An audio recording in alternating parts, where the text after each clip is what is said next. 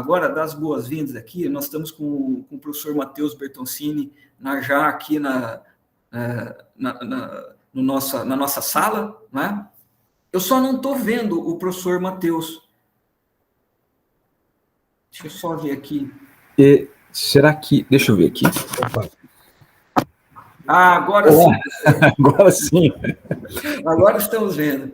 Poxa. Ponto, professor Albino. Prazer conversar com o senhor, prazer estar participando do evento aqui. E desculpe a falha técnica aqui, o probleminha entre a cadeira e o computador, tem alguém que não sabe operar muitas vezes o computador. Todos nós estamos sofrendo com essas novidades desde a pandemia, né, professor? Se a gente não fizer a abertura ali daquela... Tem um dispositivo aqui que fecha a câmera e abre e fecha. O meu estava fechado, é por isso que vocês não me viam. Sim. Mas professor, é isso. Legal. Professor, bom, primeiro, quero agradecer que o senhor tenha aceito esse convite feito pelo desembargador Zé Laurindo, né, professor aqui da nossa casa, né, por participar nessa nossa oficina de pesquisa. E o nosso intuito é realmente trazermos professores, pesquisadores, né, de fora do programa para contribuir aqui com as nossas reflexões. Né? Então, primeiramente, seja muito bem-vindo. Né? Dizer que é uma honra recebê-lo. Tá? Nós estamos aqui com o professor Horácio, que é professor do programa, né? Nós temos aqui tanto, né, colegas que são mestrandos e mestrandas, mas também já egressos e egressas aqui do nosso programa, que eles vêm também participar, né, das nossas reflexões. Tá? Bom, eu quero apresentar formalmente aqui o professor, né? Então nós contamos aqui com a presença do professor Matheus Eduardo Siqueira Nunes Bertoncini, que é pós-doutor, né, pelo Instituto Ius Gentium, na Coimbra, que é o Centro de Direitos Humanos da Faculdade, né, de Direito da Universidade de Coimbra, né, pós-doutor em Direito pela Universidade Federal de Santa Catarina, doutor e mestre em Direito do Estado pela Universidade Federal do Paraná, né, professor, né, permanente do programa de mestrado e doutorado em Direito Empresarial e Cidadania, né, do Centro Universitário Curitiba, Unicuritiba, leciona Direito Administrativo, Processo Administrativo, na graduação e na pós-graduação da Unicuritiba. É professor de Direito Administrativo da Fundação Escola do Ministério Público do Estado do Paraná, lidera os grupos de pesquisa As Transformações do Direito Público Contemporâneo e seus reflexos na atividade empresarial e a Lei de Improbidade Administrativa. O professor Matheus é procurador de Justiça no Estado do Paraná. E hoje, ele veio aqui nos agraciar com o tema Observações Críticas à Nova Lei de Introdução ao Direito Brasileiro. Professor, mais uma vez, seja bem-vindo. Por favor, o senhor tem a palavra aqui nesse nosso evento. Muito obrigado, professor Albino Gabriel. Fico muito feliz com o convite que me foi dirigido pelo professor José Laurindo.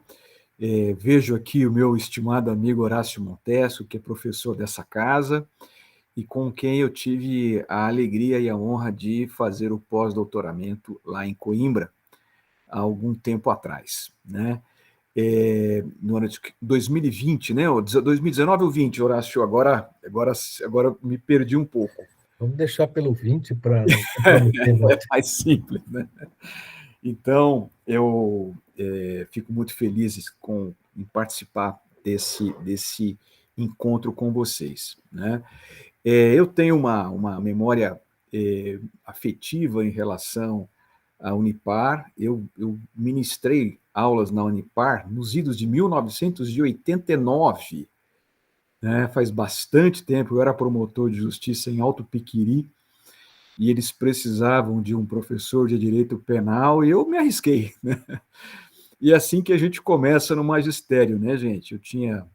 Eu era promotor de justiça há pouco tempo, ingressei na carreira no mês de junho, no dia 13 de junho de 1988, eu tomei posse como promotor de justiça substituto em Guaíra, né, onde eu permaneci por 1 ano.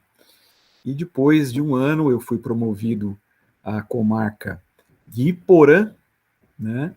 Daí nós tínhamos uma situação de um colega cuja esposa era magistrada e que precisava fazer uma remoção. E daí ambos estavam, a princípio, ficariam em Iporã, isso seria complicado, Eu acabei naturalmente aceitando para contribuir com o colega, meu amigo do Ministério Público, e fui removido para Alto Piquiri, onde eu permaneci 2 anos em Alto Piquiri. Foi bem nesse período que eu fui convidado para ser professor em Umuarama. E, na sequência, eu fui promovido para Cruzeiro do Oeste. Então, é uma região que me é muito cara, na qual eu passei importantes anos da minha vida, né? Uma região muito distante da realidade de uma capital, eu que venho de São Paulo, mas foi uma região onde eu aprendi o que é a vida no interior do estado do Paraná, né? E aprendi muito, foi uma grande lição para a minha vida como um todo, viver nessa região noroeste do estado. Foi um momento muito importante da minha existência e que marcou, porque eu aprendi muita coisa nesse interior do estado do Paraná. Pois bem, e a partir, né, da minha estada por 4 anos nessa região, acabei me removendo para Apucarana, e de Apucarana para Curitiba, né?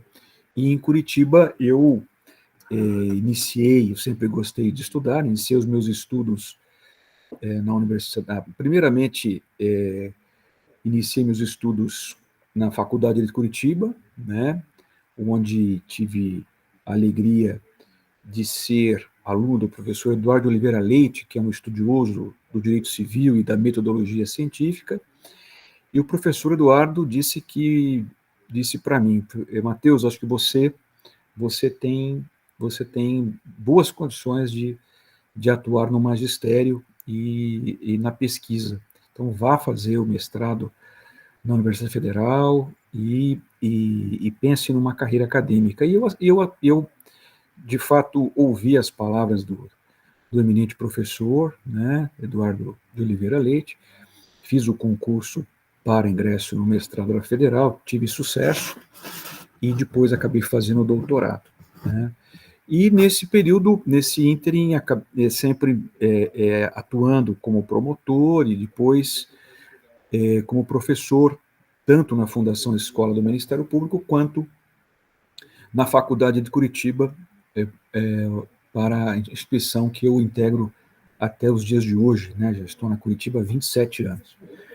E depois de promovido ao cargo de Procurador de Justiça, né, do Ministério Público, eu tive a oportunidade de fazer o pós-doutoramento na Federal de Santa Catarina e em Coimbra, onde já conheci o professor Horácio Montesco, tive a alegria de dividir os bancos escolares novamente, né, professor Horácio, naquela tradicional instituição de educação.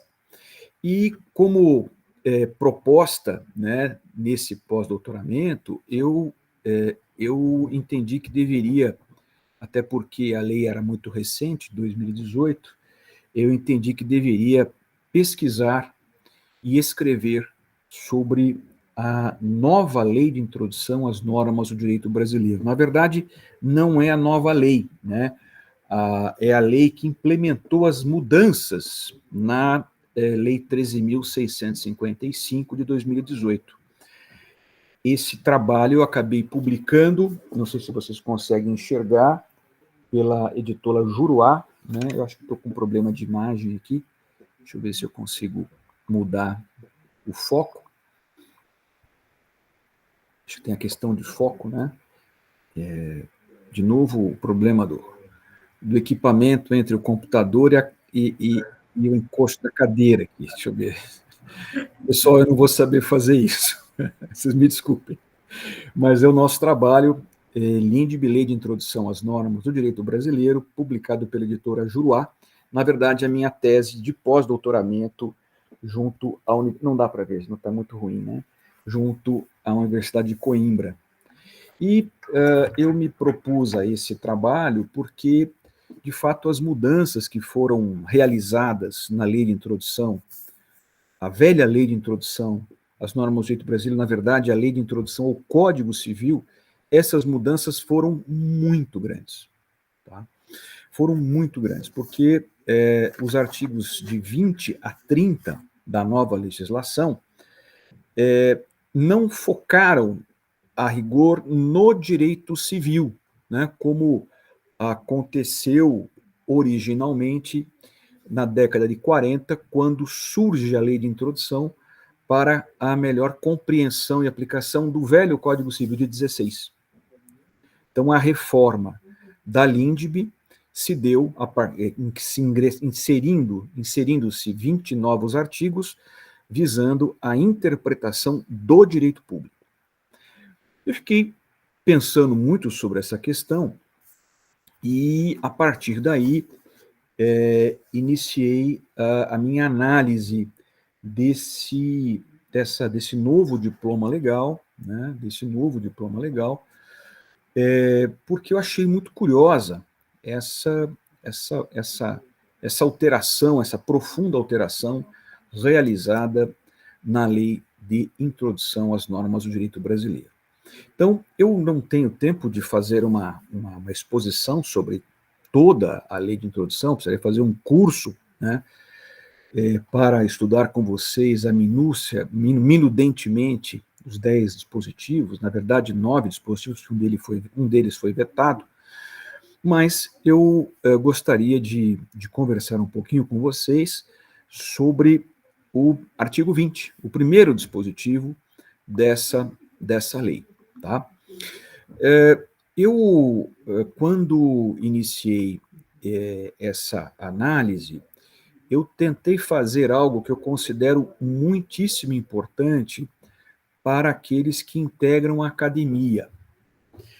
Eu vejo, e aí eu converso com todos os mestrandos da Unipar, né, e mestres também formados por essa instituição, que nós temos o hábito no Brasil de fazermos as coisas de forma muito rasa e muito pouco crítica. Eu digo que a nossa doutrina padece dessa ausência de crítica. Eu não sei se vocês já perceberam que os textos de doutrina no Brasil, os nossos livros, de modo geral, de direito constitucional, de direito civil, de direito processual, de direito administrativo, os autores não citam outros autores. Eles até podem não concordar com o pensamento, né? O autor A discorda do autor B e do autor C em relação a um determinado posicionamento, mas ninguém fala absolutamente nada. Os autores não trocam ideias e eles não se citam. Então nós criamos aí um jeitinho brasileiro de produzir doutrina que eu considero preocupante. Por que razão? Porque os nossos doutrinadores não se conversam. Os nossos doutrinadores escrevem o que bem entendem e o que pensam. E eles não se criticam reciprocamente. O que é um problema. O que é um problema porque parece que todo mundo é dono da verdade. E eu acho que esse, gente, não é o papel do pensador, não é o papel do cientista, de um modo geral, não é o papel do cientista em direito, não é o papel do jurista. Né? Nós precisamos dialogar, nós precisamos conversar, nós precisamos avaliar, criticar, né? Não na perspectiva destrutiva, mas numa perspectiva mesmo de estar atentos, né, aquelas alterações e ao impacto dessas alterações para a realidade do país e de cada um de nós, brasileiros, na medida em que o direito, como todos vocês sabem, é ciência social aplicada. Então, eu preciso pensar nas consequências daquilo que eu produzo legislativamente. Tá? Eu não posso entender um corpo normativo apenas na perspectiva positiva. Eu preciso, para além da perspectiva positiva, também compreender os impactos dessa lei na vida das pessoas. Quais são as consequências disso?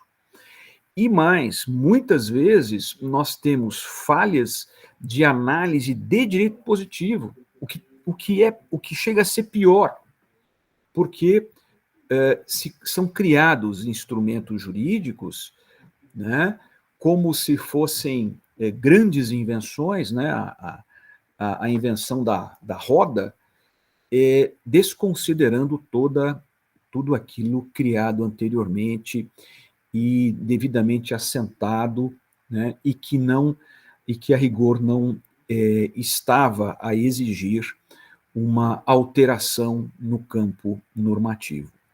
Eu acho que a lei de introdução às normas do direito brasileiro, ela padece desse problema, porque nós criamos aí uma lei de interpretação do direito público.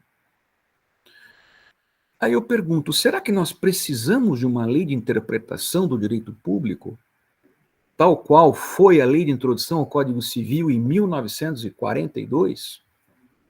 Essa é uma primeira questão. Essa é uma questão essencial.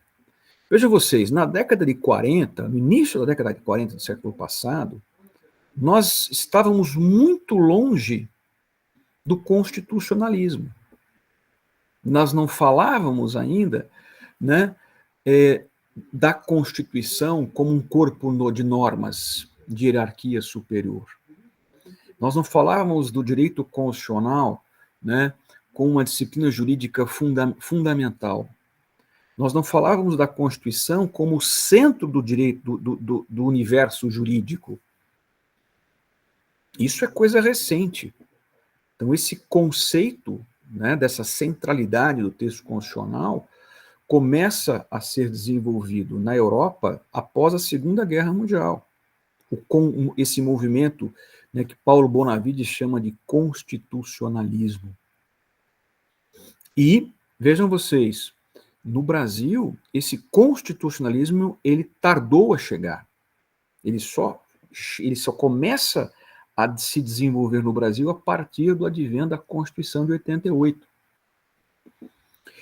E hoje todos nós temos a compreensão da constitucionalização do direito civil, da constitucionalização do direito administrativo, da constitucionalização do direito processual civil, do direito processual penal e assim por diante. Então, a primeira pergunta é, será que nós precisaríamos de uma lei de interpretação do direito público no Brasil? Essa é uma questão central, né? Tendo todos nós já cientes da relevância e da importância de uma interpretação constitucional do direito administrativo, do direito público? Complicado, né? Isso é muito delicado. Então, essa é uma dúvida que surgiu no momento em que eu li a lei pela primeira vez. E daí eu acabei, né, lembrando de Carlos Maximiliano, que há mais de 90 anos atrás disse com muita propriedade do cuidado que nós temos que ter com a interpretação autêntica, ou seja, a interpretação estabelecida pelo legislador. Por quê? Porque, na verdade, e Carlos Maximiliano tem razão, ele escreveu isso há mais de 90 anos atrás, gente. Tá? A interpretação autêntica, que é aquela produzida pelo Poder Legislativo, ela padece de um vício, de invasão dos demais poderes do Estado. Quem tem que dizer o direito? O papel do Legislativo é produzir o direito novo. Tá? A sua aplicação é realizada de acordo com as condições fáticas pelo Executivo, e o julgamento desses casos, né, decorrentes da aplicação da lei, então, os problemas advindos da aplicação da lei concretos, eles devem ser julgados pelo Poder Judiciário.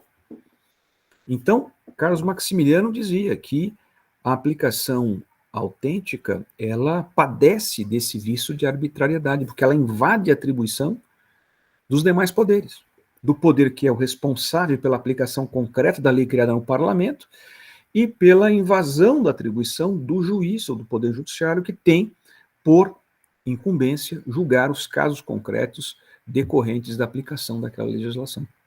Então vejam que falar de uma lei de introdução às normas do direito brasileiro nessa altura do campeonato, em pleno século XXI, não é o mesmo do que falar, não é o mesmo de falarmos de uma lei de introdução às normas do direito civil, de uma lei de introdução ao Código Civil da década de 40.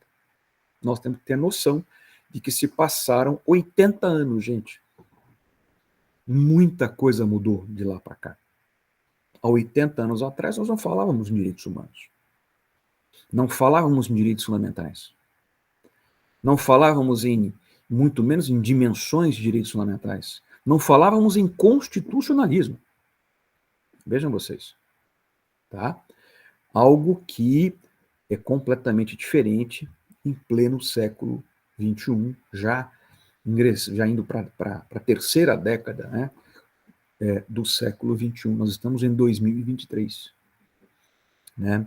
Então, é preciso se ter muita atenção, e nós que estamos na academia, precisamos, professor Albino e caríssimos mestrandos e mestres que me ouvem, e o nosso pós-doutor, professor Horácio, nós precisamos, diante de uma legislação nova, termos a preocupação de fazermos uma análise, enquanto cientistas do direito, uma análise desinteressada, mas, ao mesmo tempo, uma análise cuidadosa, né, crítica, das novas categorias que vêm sendo criadas, os novos institutos que vêm sendo criados, para só então, né, depois dessa análise cuidadosa, termos aí, podemos aí afirmar da adequação, da inadequação, da alteração legislativa.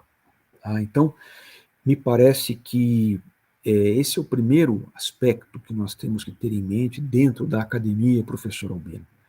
Os nossos mestrandos, os nossos mestres já formados, né, vejo aqui também com os doutorandos do nosso PPGD, nós precisamos ser profissionais, né, cientistas que olham com um olhar de quem quer enxergar profundamente as novas alterações produzidas pelo parlamento no nosso direito. Tá? Então, foi nessa perspectiva que eu fiz a análise dos 20 artigos, dos 10 artigos, melhor dizendo, da Lei de Introdução às Normas do Direito Brasileiro. Então, eu vou falar um pouquinho sobre o artigo 21, né, que é o primeiro dos dispositivos, sem perder de vista que a ferramenta por excelência utilizada foi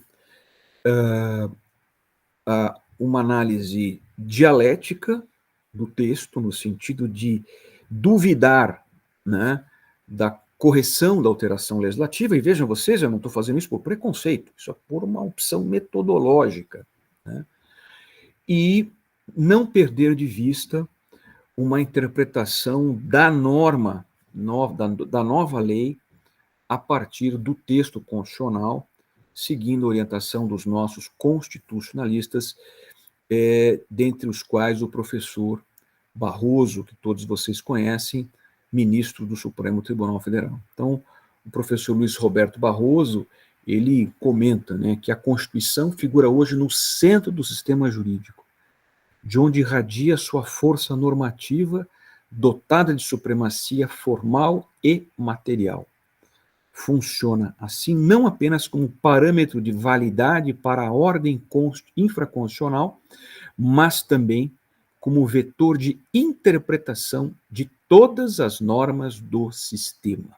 Então, é muito relevante essa lição do professor Luiz Roberto Barroso em nos dizer: nós temos uma ferramenta por excelência na interpretação do direito infraconstitucional, e essa ferramenta chama-se Constituição.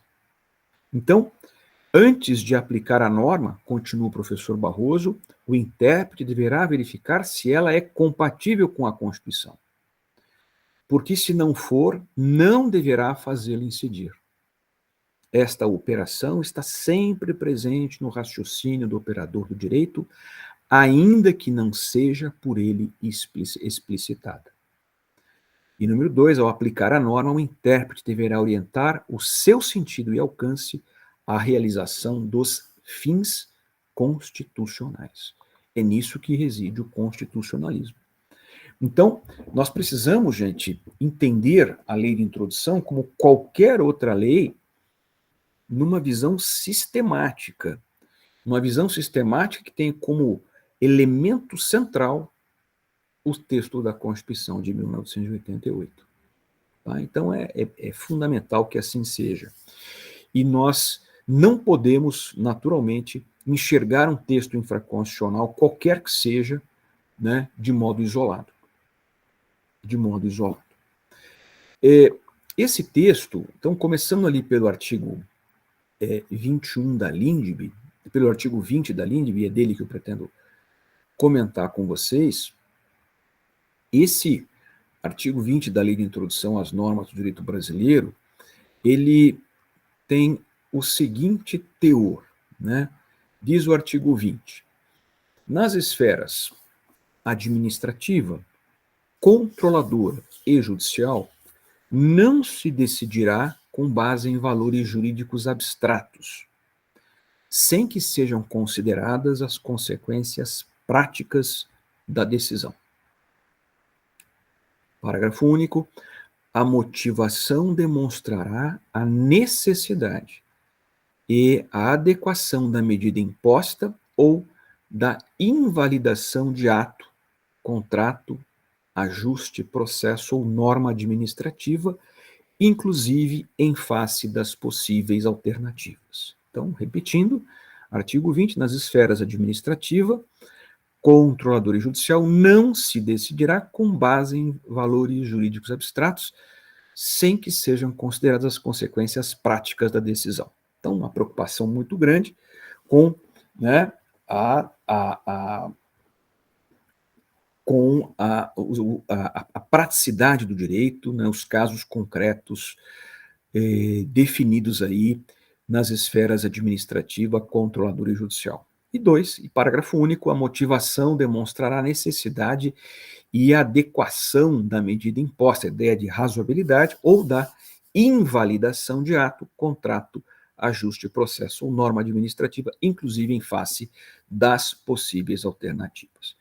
Então, a ideia do artigo 20 até parece boa, né? Até parece interessante, mas a gente nós precisamos, eu diria, como eu disse a vocês, nós precisamos nos aprofundar sobre esse texto normativo, tá? Não podemos analisá-lo, não podemos considerá-lo desde logo aprovado. Nossa obrigação, como cientistas do direito, é fazermos aí uma avaliação sobre essa normativa. Então, nós temos o professor Flávio Henrique Yunis Pereira, dizendo, justificando o dispositivo, né? Diz ele que diz ele o seguinte, né? A redação original da proposta legislativa entendeu pela pertinência da previsão, pois não haveria sentido em se exigir o devido processo legal se a administração ou o judiciário pudesse ignorar os argumentos aduzidos pelas partes interessadas. O dispositivo define como deve o agente público decidir, ou seja, relatando as posições dos interessados e fundamentando tecnicamente a decisão sem deixar de responder às questões apresentadas. A aplicação do direito ao caso concreto é o objetivo da norma, segundo o professor Flávio Henrique Yunis Pereira. Então, essa é a lição dele. E aí, sobre o parágrafo único. Cuida-se de importante inovação, continua Pereira, na medida em que qualifica a motivação impondo à autoridade a consideração em sua decisão das alternativas possíveis e da escolha da melhor solução. Tá? Então, a consideração das alternativas possíveis é o elemento mais inovador do dispositivo, na medida em que, ao invés de apenas mencionar a necessidade de motivação, qualifica sua noção para impor o exame explícito das consequências de cada solução para de cada solução, que cada solução possa trazer para a realidade. Então, o professor Pereira defende esse dispositivo, a adequação desse dispositivo. Aí eu digo o seguinte, no entanto, essa boa aparência não resiste a uma crítica ponderada, porquanto a norma apresenta uma série de problemas de difícil superação nos planos jurídico e dogmático, digo eu. Analisando o dispositivo, nota-se primeiramente que ele apresenta uma série de inovações em relação à lei de introdução às normas do direito brasileiro, né? Primeiro, a referência à esfera controladora. Segundo, a possibilidade de tomada de decisão com base em valores jurídicos abstratos. Terceiro, a necessidade de se considerar as consequências práticas da decisão. E quarto, uma motivação que esgote a matéria em face das possíveis alternativas. Dito de outro modo, afirmo eu, é necessário examinar-se os seguintes aspectos dessa disposição. Primeiro, no que consiste a esfera controladora? 2. A possibilidade de tomada de decisão com base em valores jurídicos abstratos. Terceiro, a compatibilidade ou a incompatibilidade entre os artigos 3º e 20, entre os artigos 3º da LINDB e 20 da LINDB. E quarto, a compatibilidade ou incompatibilidade desse mesmo artigo 20 com o artigo 4º, igualmente, da Lei de Introdução às Normas do Direito Brasileiro. E depois, os desdobramentos relativos às consequências práticas e possíveis alternativas. Então, são esses aspectos que eu tentarei abordar com vocês aqui com a brevidade que é necessária, né? Até porque temos um limite de tempo para a nossa fala. Então, a primeira questão, no que consiste a esfera controladora? Então, a pergunta é, né, o que é a esfera controladora no artigo 20 da LINDB? Então, esse é um primeiro problema que nós enfrentamos. Um primeiro problema. Porque, eu vejo aqui o professor Rui Alves, Rui Alves, tudo bem? Desembargador Rui Alves, como é que vai, meu amigo e meu colega de Unicuritiba também, professor de processo civil. Alegria vê-lo, Rui. Como é que vai? Tudo bem? Boa tarde a todos. Boa tarde, obrigado. Desculpe o atraso, não quero atrapalhar. Que é isso, um prazer. Boa tarde, doutor Rui. Prazer em recebê-lo aqui. Depois vamos conversar mais. Obrigado, professor Albino. Obrigado. Professor Horácio, boa tarde. Boa tarde a todas e todos. Boa tarde. Então, essa é a primeira questão, né, que eu trago a vocês. O que é, afinal de contas, essa esfera controladora, né? Quando a gente faz a análise desse dispositivo, desse artigo 20, né, tem-se a impressão que as esferas administrativa, controladora e judicial fazem o controle dos atos administrativos em sentido amplo, portanto,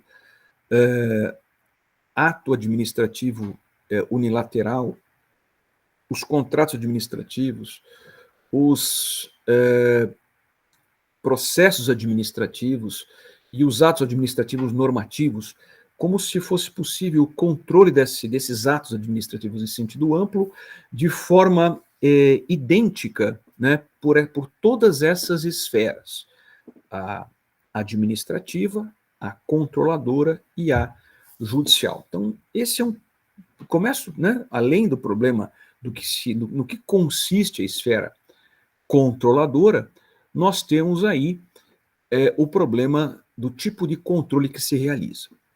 Então, falando inicialmente sobre... Só um pouquinho, gente, por favor.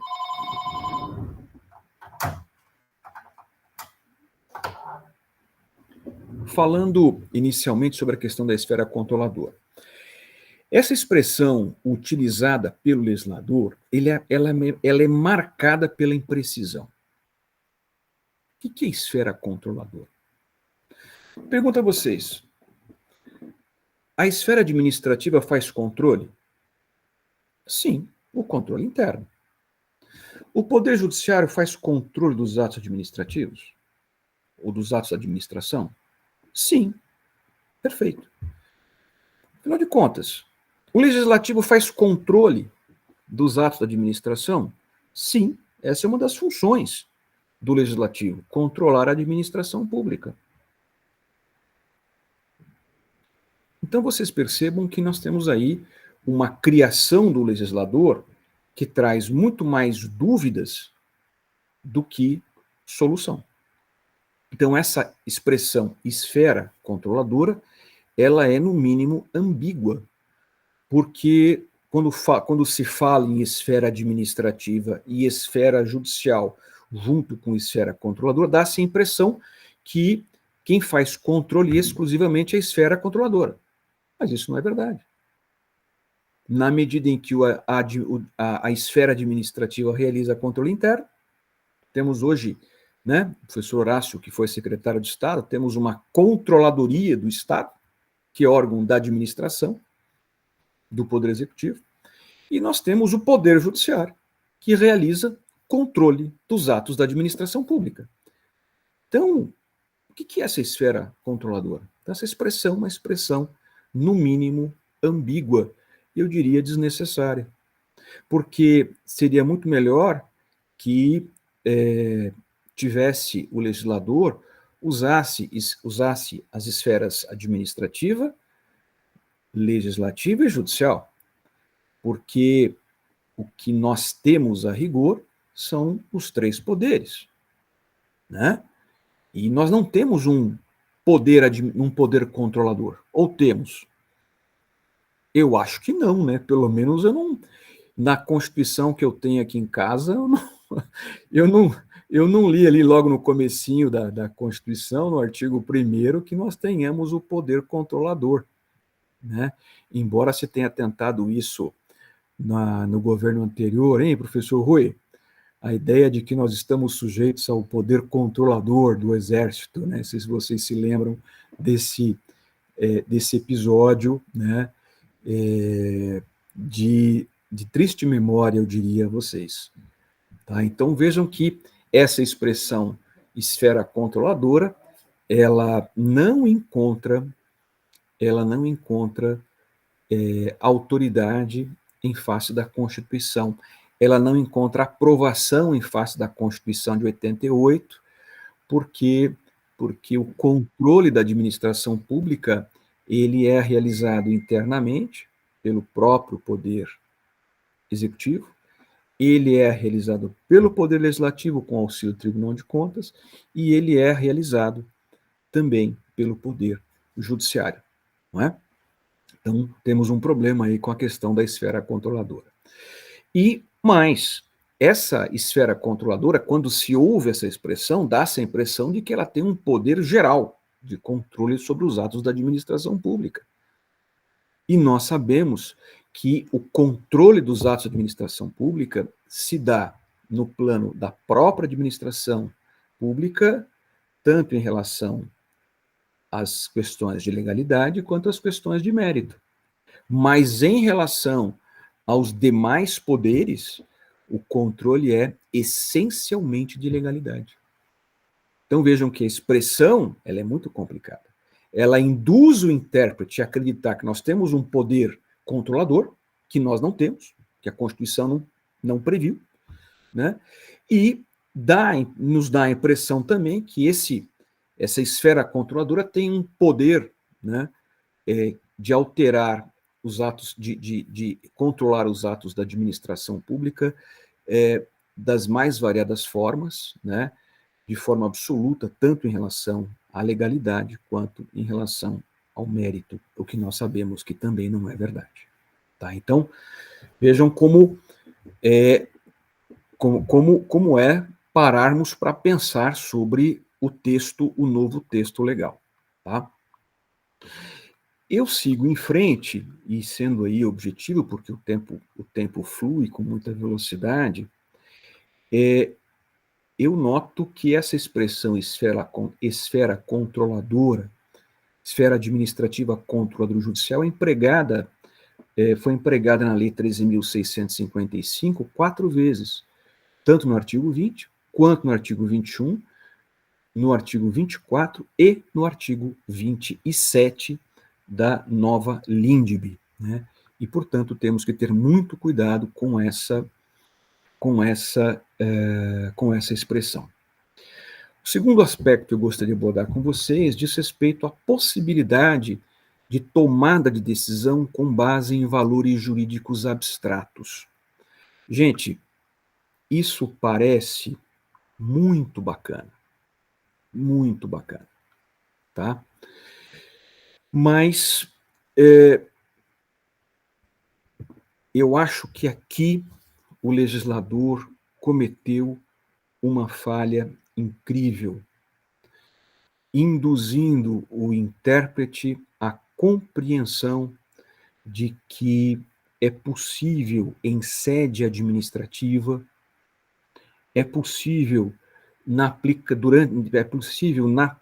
na solução de casos concretos, a aplicação de valores jurídicos abstratos sem qualquer limite.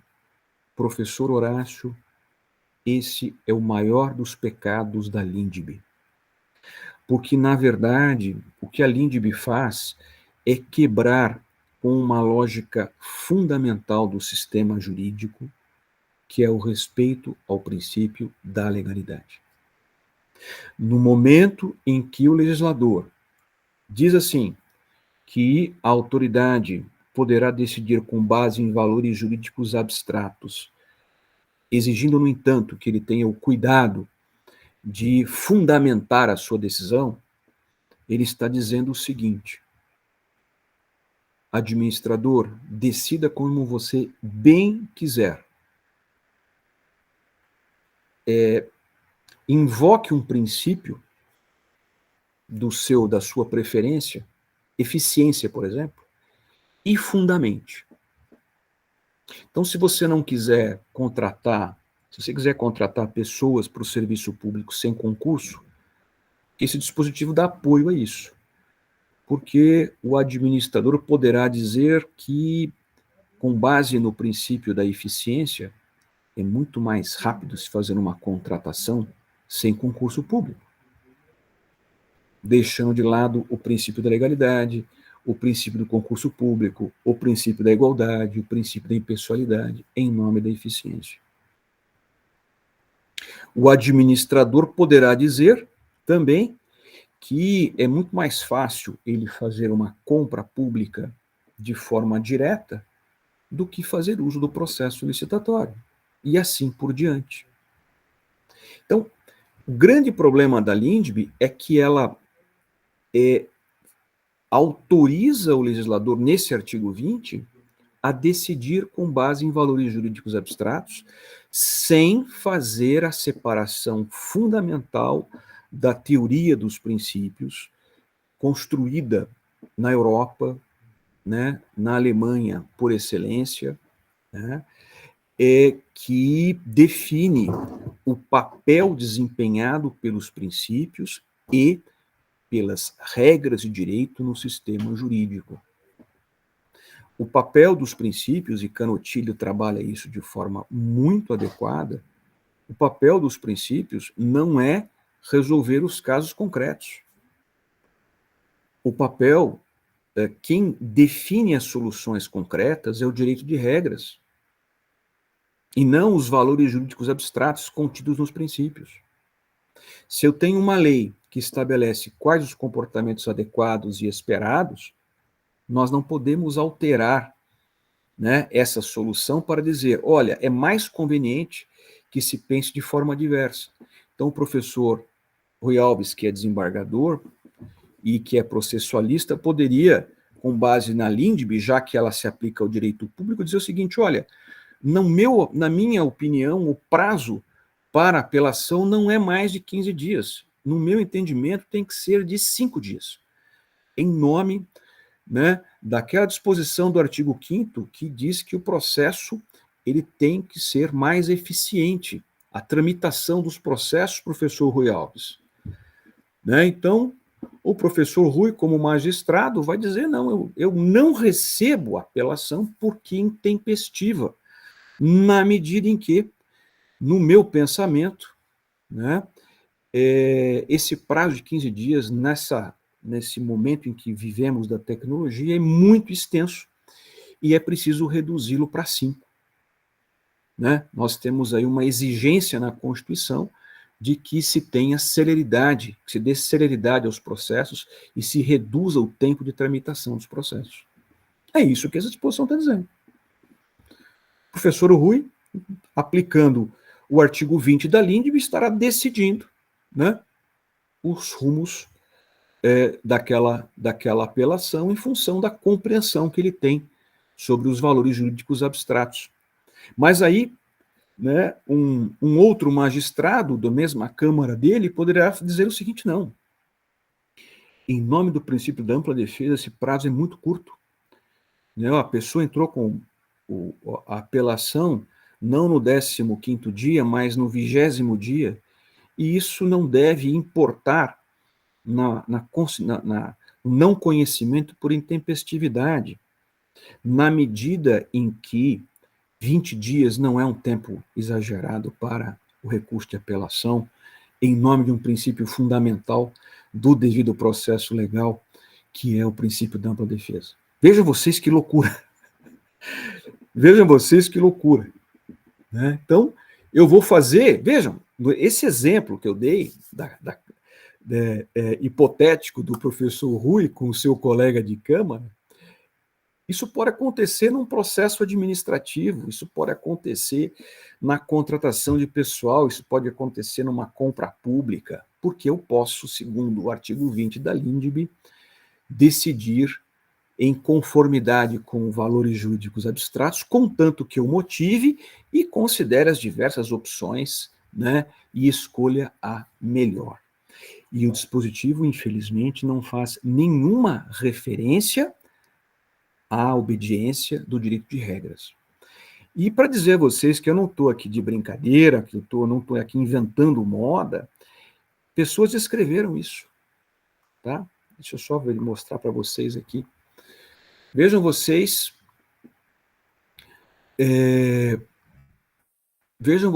a lição de Carlos Ari Sandfeld e Bruno Meyerhoff Salama, que foram um dos estudiosos justificadores desse artigo 20.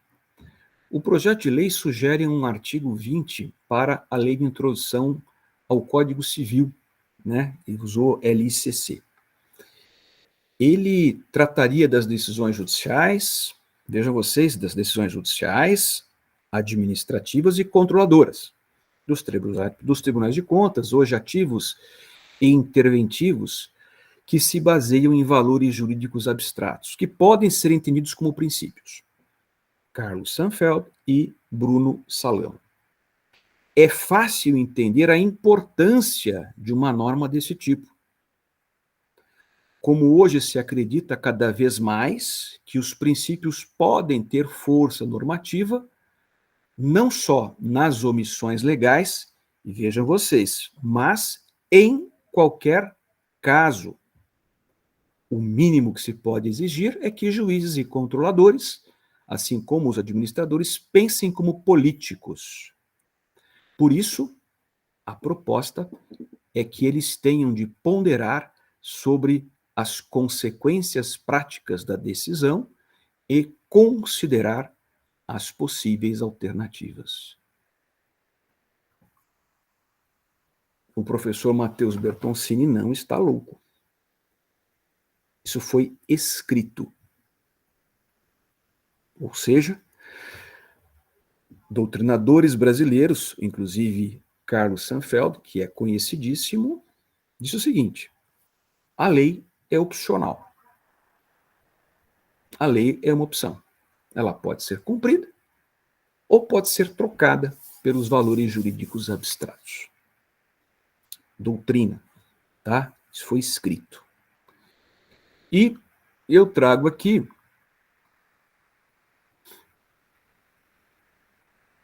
uma outra reflexão de dois outros professores conhecidíssimos, Floriano Azevedo Marques Neto e Egon Buchmann Moreira. né, como algo positivo e irreversível sobre essa norma. Vejam vocês, nós estamos falando de doutrinadores de peso.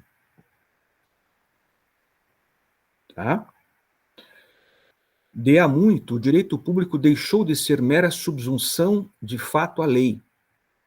A complexidade das relações econômicas e sociais, a amplitude da atuação do Estado e a abertura e ductibilidade das leis deram cada vez maior margem de interpretações divergentes.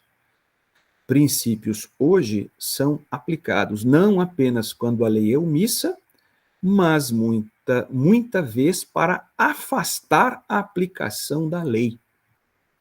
Os órgãos incumbidos de controlar a administração são cada vez mais numerosos, autônomos e com competências amplas.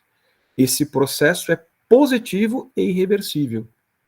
Seria impensável hoje um Estado submetido a um direito liberal oitocentista, mas essa realidade tem como efeito colateral uma enorme insegurança jurídica. Né? Um célebre ministro da economia costumava dizer que o Brasil, até o passado, é imprevisível. Parafraseando-o, podemos dizer que, na área pública, a certeza e segurança para o futuro hoje em dia não colhem nem as relações travadas no passado. Como lidar com essa realidade tão cambiante? Então vejam vocês que contradição desses professores, né? Ao tempo em que eles afirmam que no âmbito público, até o passado, no âmbito da estrutura estatal brasileira, até o passado é mutável, eles defendem a possibilidade de, pura e simplesmente, né, se aplicar um direito de princípios que é cambiante e que traz uma multiplicidade de soluções para um mesmo caso concreto, né, gerando insegurança jurídica sem a menor dúvida. Então vejam que o que eu estou dizendo em relação à Lindbe é muito sério a esse artigo 20, na medida em que o legislador autorizou nesse artigo 20 a aplicação dos valores jurídicos abstratos, independentemente da existência de uma lei que defina uma dada solução para o caso concreto. E nós temos uma série de problemas com isso. Primeiro, nós temos o administrador e o Poder Judiciário assumindo, às vezes, do Legislativo. Porque na medida em que o administrador torna a lei opcional, ou o juiz torna a lei opcional, aquilo que eu dizia da brincadeira que eu fiz com o professor Rui quanto ao prazo do recurso, né?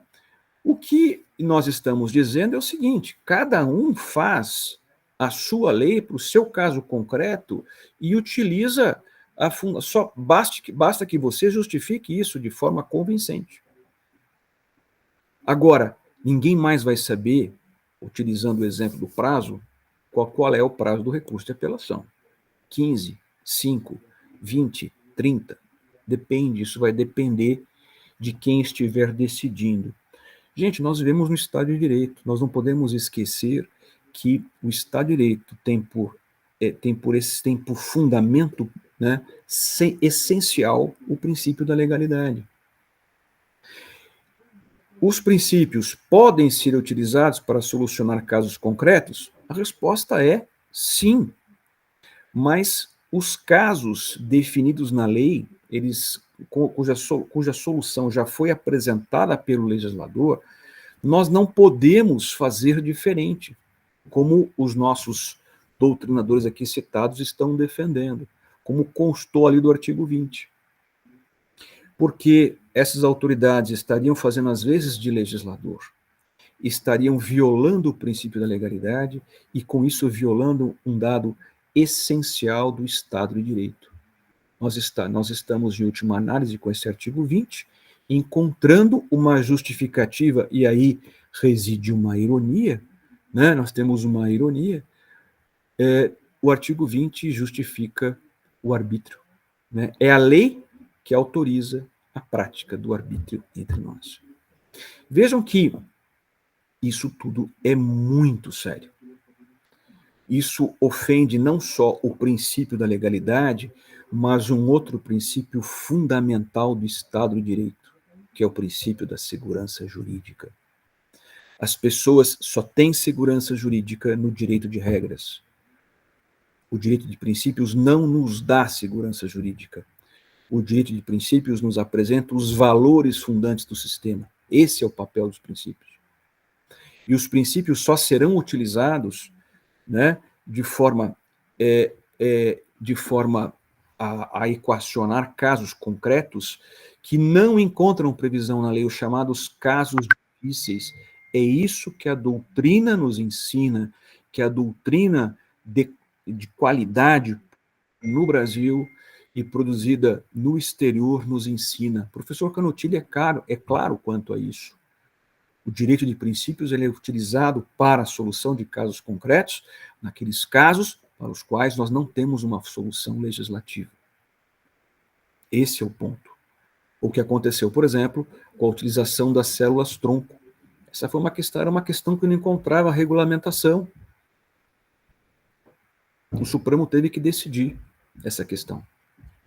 E considerou uma série de princípios para chegar a um resultado. Mas nós não tínhamos uma definição, agora temos uma lei que assim permite a utilização dessas células.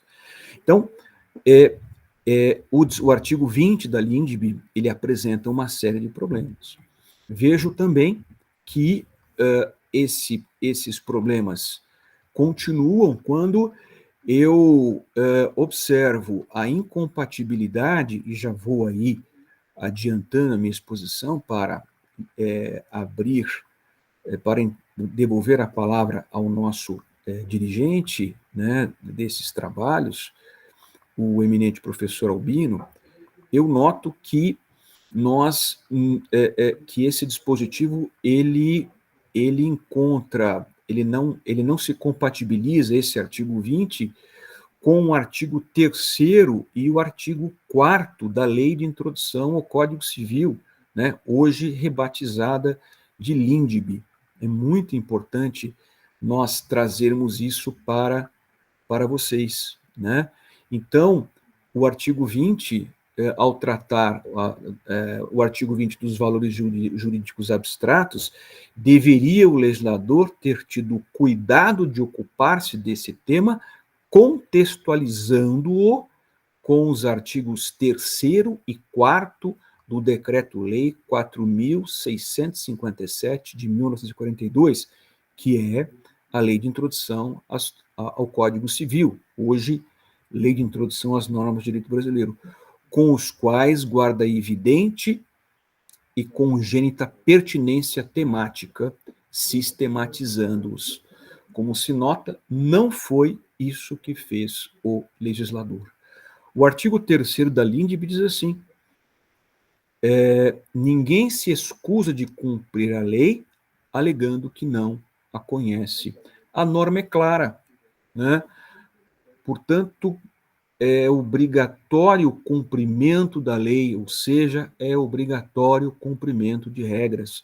Nós vamos fazer uso, né, dos princípios apenas em não havendo uma solução pré-determinada pelo legislador, ou seja, vamos reservar os princípios, os valores jurídicos abstratos, para solucionar os casos difíceis, né, os casos para os quais o legislador não pensou em uma solução. E isso encontra previsão na própria LINDB, no artigo 4º, quando a lei for omissa, o juiz decidirá o caso de acordo com a analogia, os costumes e os princípios gerais de direito. Esse princípios gerais de direito nós podemos ler como princípios, né, como normas-princípio, ou seja, reafirmando aquilo que eu disse a vocês. A própria Lei de Introdução ao Código Civil diz diversamente do que esses autores que eu fiz referência afirmaram, que é possível se fazer uma escolha entre princípios e regras. Essa escolha não existe no formato que eu acabei de fazer referência, citando professores de direito defendendo essa tese, que, a meu ver, é uma tese muito conveniente para justificar comportamentos arbitrários, mas não é conveniente para a sociedade de um modo geral, que tem como um dos seus maiores desejos a existência de um Estado de Direito que lhe garanta direitos, que lhe conceda segurança jurídica contra o arbítrio. Então, eu poderia falar mais sobre esse artigo 20 da Lei de Introdução ao Código Civil, como poderia falar dos outros dispositivos, mas eu enfrento aqui um problema de tempo, né? Eu tenho 1 hora de fala, acredito ter feito uso desse tempo que me foi concedido pelo eminente professor Albino Gabriel. Então, com isso, caríssimos, eu quero agradecer novamente o convite que me foi formulado e me colocar à disposição de todos vocês. Professor Albino, devolvo o palavra. Professor Matheus, muito obrigado. Esse assunto é muito intenso, né? E eu tenho certeza que a exposição que o senhor fez demonstrou essa intensidade. Sendo bem sincero, quando houve essa inclusão, né, dos artigos ali em 2018, a minha primeira impressão foi: isso tudo é desnecessário. Ele criou um problema muito grande em toda a evolução que já se vinha, né, da interpretação constitucional, né, da compreensão do que é princípio, de quando aplicar, né, essa diferença entre regras e princípios. E a impressão que eu tive é que o legislador quis uma coisa, mais ou menos como fosse assim: olha, vamos tentar aqui criar uma barreira, né, para que todas as decisões embasadas em princípio demonstrem as consequências práticas. Mas a forma como ele escreveu foi o sentido inverso, porque ele abriu margem para interpretação para outras formas, como bem o senhor explicou. Essa foi a minha primeira impressão. Então, eu não sei se eu estou certo nisso ou não, enfim, mas a minha ideia, eu acho que foi desnecessária essas regras, né, essa ideia desse consequencialismo. E aí, professor, eu não sei se o senhor, né, o senhor não entrou, mas quando foi feito o regulamento em 2019, me parece que ficou pior ainda. Eles quererem trazer alguns conceitos no regulamento, como, por exemplo, dizer o que é motivação desse regulamento. Me parece que não é o papel de um decreto dizer o que é motivação das decisões, né? E aí parece que piorou mais ainda, né? Eu queria fazer essa pergunta ao senhor, na verdade. Eu não sei se o senhor, na compreensão do estudo que o senhor teve, se precisaria ou não de uma regra para isso que eles quiseram, né? Se realmente foi desnecessário isso, se nós já tínhamos, né, instrumentos adequados para essa evolução do direito e realidade, enfim, né? Ou o senhor acha que era necessário e de fato foi mal planejado tudo isso? Eu acho que eu queria fazer essa pergunta ao senhor, talvez, né, venha abarcar aqui a dúvida de muita gente aqui.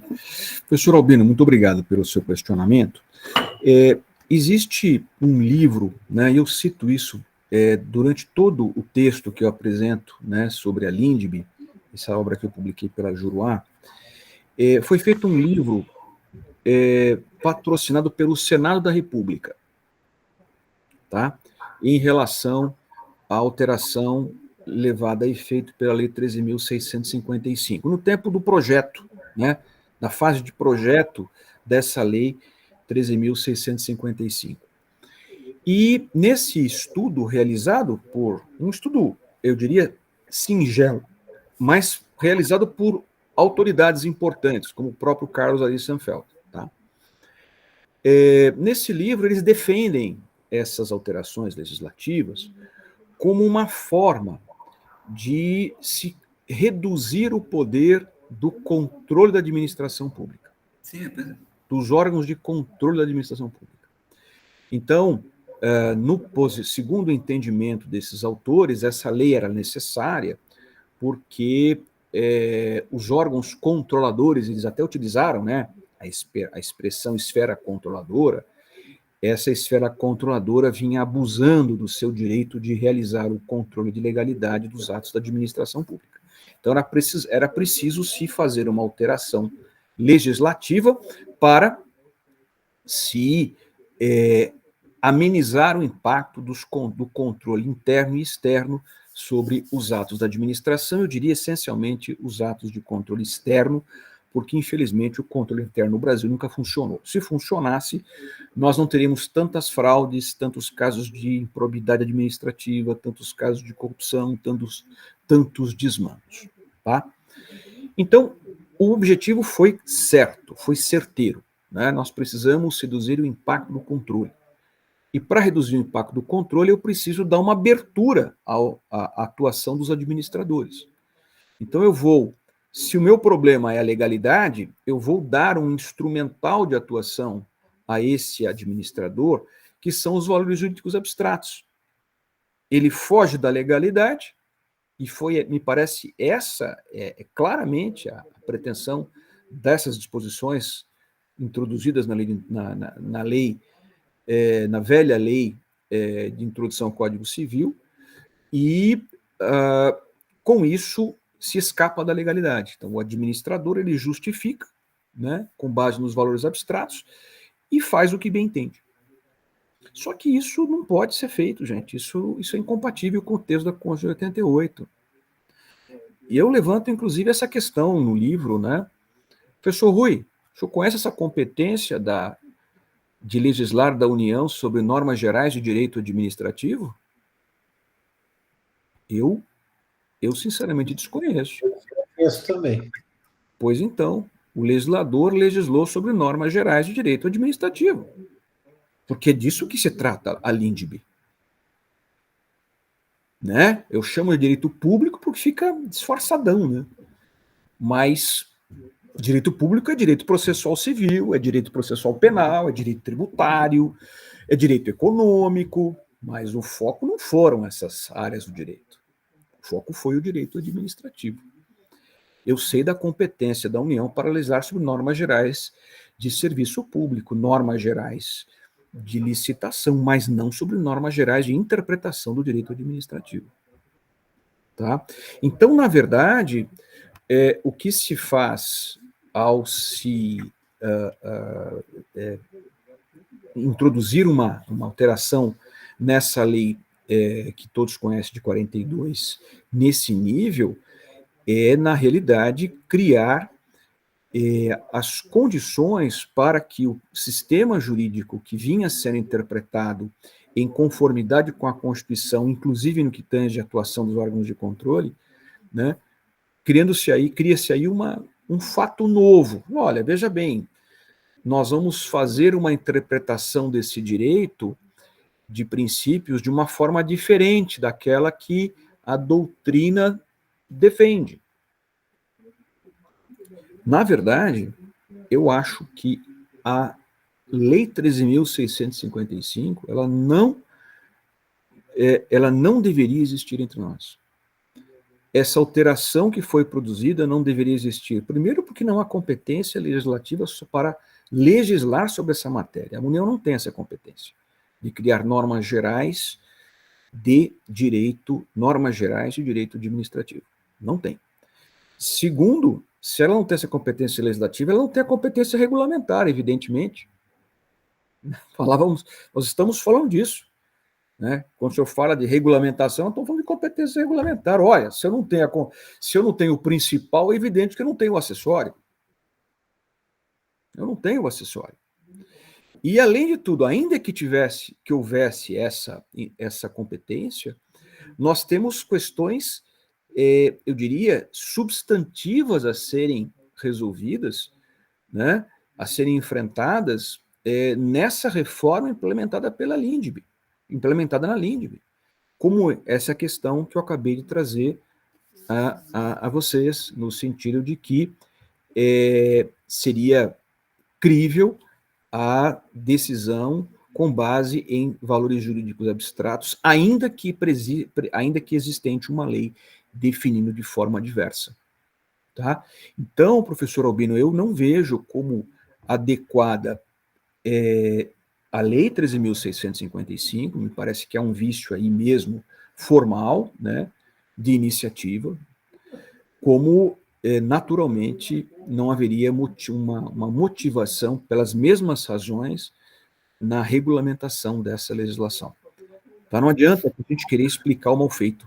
Foi mal feito, e a Constituição de 88, ela, no regime jurídico administrativo, por ela estabelecido, não permite uma interpretação do direito público da forma como foi preconizada na nova lei de introdução às normas do direito brasileiro, e eu apresento isso nesse nosso trabalho, e como disse anteriormente, a nossa tese de pós-doutoramento em Coimbra. É isso. Legal. Bom, eu deixo aqui a palavra em aberto, então, se alguém gostaria de fazer alguma consideração, algum questionamento ao professor Matheus. Ô, professor Horácio, por favor. Boa tarde a todos. Desculpa que até estou ultrapassando aqui a prerrogativa que é concedida aos alunos, né? Mas eu não posso, nesse momento aqui, mais uma vez, deixar aqui a minha manifestação, e principalmente diante de um amigo, de uma pessoa que eu prezo tanto, como é o professor Matheus Bertoncini, meu dileto amigo, colega de pós-doutorado em Coimbra, pessoa que dignifica o Ministério Público. Eu costumo brincar assim que o Matheus tem a camisa, né, o coração do Ministério Público, a alma do Ministério Público. E também, aqui nesse momento, meu dileto amigo, meu professor, né, professor de processo civil, que eu aprendo tanto, que é o Dr. Rui Alves Henriques Filho, né, amigo, né, conselheiro, um irmão que eu tenho o privilégio, né, de dividir com ele as aulas no Curitiba. Professor Rui, o senhor sabe o apreço que tem pelo amigo. E a obra do professor Matheus, eu, né, sou até suspeito para fazer qualquer comentário, ainda mais que acompanhei o desenvolvimento desse trabalho lá em Coimbra, a publicação da sua obra e aqui a sua manifestação, e veja que sempre o professor Matheus pondera não da crítica pela crítica, mas da crítica com a preocupação de uma legislação que oferte um mínimo de segurança jurídica. Esse é o ponto. Senão nós vamos ficar nesse Deus nos acuda. Então, o professor Matheus, ele tem sempre essa característica, essa forma elegante de expor, até mesmo para criticar. Veja que o professor Matheus critica de uma forma extremamente elegante. Obrigado, professor Márcio. Então, veja, essa preocupação, doutor Matheus, é a preocupação do jurisdicionado, é a preocupação do ordenador de despesa. O senhor disse, né? Eu já fiz do outro lado do balcão, e confesso ao senhor que muitas vezes pegava na caneta e falava, bom, qual, né, que abacaxi que vai me surgir a partir desse ato? Porque pode ser legal, como também pode ser interpretado de forma ilegal. Então, o administrador público hoje, realmente, ele passa por por esses desafios.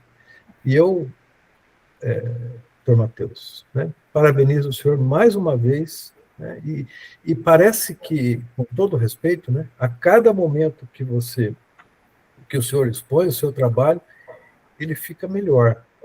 Ele fica mais claro, mais presente, mais, né, não que quando da elaboração não tenha, mas ele se torna cada vez mais atual. Parabéns. Muito obrigado, professor Horácio. Gente, é isso, nós temos que ter muito zelo pela segurança jurídica. Isso é fundamental para nós. O Estado de Direito não foi criado para conferir ou para conceder à população um regime democrático, não. O Estado de Direito foi constituído para ofertar aos cidadãos segurança jurídica. Nós temos que saber quais são os nossos direitos, quais são os nossos deveres, quais são, né, as nossas ações legítimas. Isso é muito importante. Nós não podemos abrir mão da segurança jurídica, porque entregar um poder dessa natureza a um administrador público isso pode ter um impacto nas nossas vidas muito perigoso. Nós estamos vendo isso acontecer recentemente na nossa história. Nós precisamos ter um cuidado, um zelo muito grande com a segurança jurídica. E a segurança jurídica ela advém do direito de regras e não do direito de princípios. Então, o direito de princípios é relevante, sim, nós não temos a menor dúvida disso, né? Aliás, eu tenho uma obra sobre princípios de direito administrativo. Eu considero que os princípios são realmente importantes no sistema, eles têm um papel fundamental no sistema, nas grandes escolhas da sociedade brasileira, mas nós precisamos limitar essas escolhas e definir quais são os comportamentos esperados, tanto dos agentes públicos quanto dos administrados. Muito obrigado, professor Horácio. Muito obrigado. Bom, professor Matheus, já estamos aqui com o nosso tempo, já temos aqui o professor Rui, que, né, fará a próxima palestra. Eu quero, em nome da Unipar, professor, e também em nome do Dr. Zé Laurindo, né, que é o organizador do evento, que hoje ele não conseguiu aqui ingressar na nossa sala virtual, agradecer ao senhor, dizer que foi uma grande honra recebê-lo. Não é? Com certeza o senhor trouxe aqui algumas reflexões extremamente intensas, né, porque esse é o grande sentido aqui, né, dessa pesquisa, dessas palestras, né, de provocar os alunos. E é preciso, sim, é preciso pensar, né, nas reflexões sobre os textos que vêm, né, das leis, essas imposições, enfim, fazer a interpretação adequada e, principalmente, né, fazer essas compreensões de segurança jurídica. Parabéns pelo trabalho, né, mais uma vez, professor Matheus, agradecemos, né, imensamente o senhor ter aceito o convite, né, e ter contribuído aqui com essa nossa oficina de pesquisas. Muito obrigado. Eu que agradeço, professor Albino, e me sinto muito à vontade com vocês, até porque é nesse ambiente acadêmico que nós precisamos discutir o direito brasileiro, né? E a Unipar está de parabéns por esse evento. Muito obrigado e espero poder ter contribuído de alguma forma, mesmo que minimamente, com o evento. Obrigado. Com certeza. Muito obrigado, professor. Até uma próxima oportunidade. Conte sempre comigo. Obrigado, professor Albino. Valeu. Bom,